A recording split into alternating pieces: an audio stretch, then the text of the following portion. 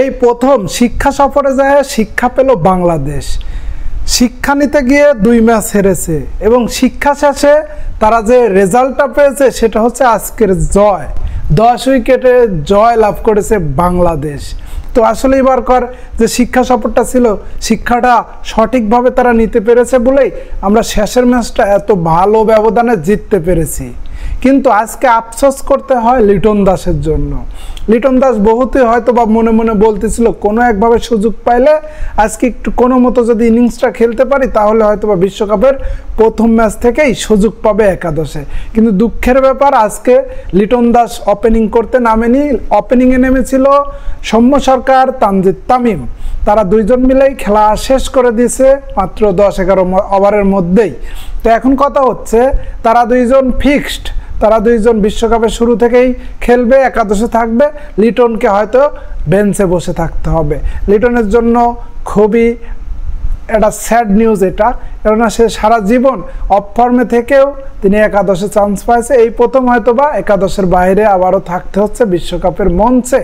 তো এখন কথা হচ্ছে আজকের যে ম্যাচটা ছিল সবই ঠিক আছে, প্রথম 2 ম্যাচ শিক্ষা সফর হিসাবে নিলাম, কিন্তু আজকের ম্যাচটা তো শিক্ষা সফর হিসাবে ছিল না।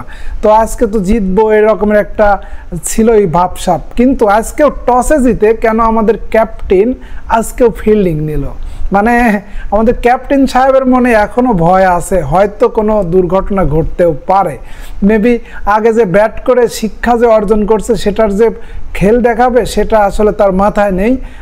এখনও হাতে 8-9 ওভার ছিল, এই 8-9 ওভারে ভালো একটা প্র্যাকটিস করা যেত, বাট সে সুযোগটা আর কিন্তু হয়নি। তো আগে যদি ব্যাট করতো তাহলে কিন্তু 200-250 রান টার্গেট দিতে পারতো, সব মিলিয়ে ভালো কিছুই হইতো। এখন কথা হচ্ছে এই প্রথম যেহেতু বাংলাদেশ শিক্ষা সফরে সফল হয়েছে, তো আশা করাই যেতে পারে হয়তো বা বিশ্বকাপে খুব ভালো কিছুই করবে বাংলাদেশ। দেখছেন প্রথম 2 ম্যাচ কিন্তু ওরা আসলে দুর্বলতা খুঁজছে, এখানকার আবহাওয়ার সাথে অ্যাডজাস্ট হয়েছে, তো এরকমের হতেই পারে।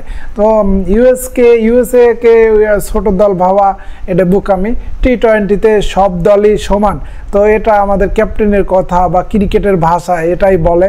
তো আমরা সব কিছু ভুলে চলেন আবার গর্জে উঠি, চলেন আবার বাংলাদেশকে সাপোর্ট দেই। জয় বাংলা।